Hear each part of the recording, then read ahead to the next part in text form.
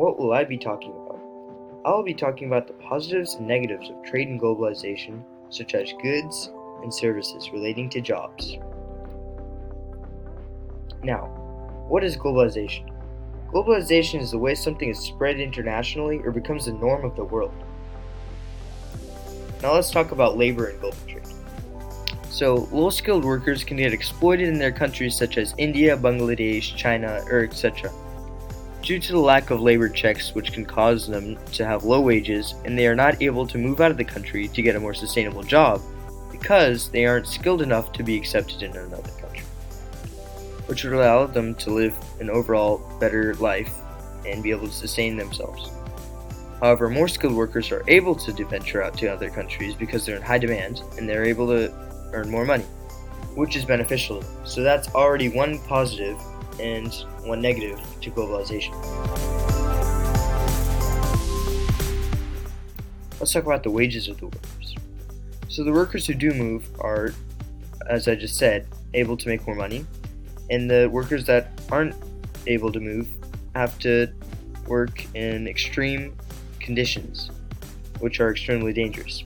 For instance, some workers could be working in extremely hot weather with a difficult task, only receiving enough to survive on their own, if even that. In Qatar, the minimum wage per month is 750 Qatari Riyal, which is 9,000 Riyal a year. This amount of money is not able to support a family, and a single person can't even survive with this much money. The single person without rent included could need to make at least 3,000 Qatari Riyal a month. However, a worker could also move to another country to do labor work and get more money out of it, which is another positive effect of globalization. However, another negative.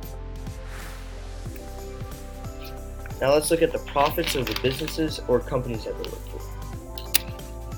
In the US, over $51.2 billion were made from labor due to the low wages of the workers, which could be thought of as a positive thing in the sense that the company is overall getting more money and is able to provide billions of dollars for the country. However, there's always a downside, and in this case, the downside is that the workers aren't able to live very good lives due to the company taking the money that they should be earning and applying it to themselves. So, therefore, the company is producing much more money than what they should be producing. Now, let's come to the conclusion. So, from every single point that we've touched on, there have been positives and negatives. With all the information that we have, I think we can conclude that globalization is negative.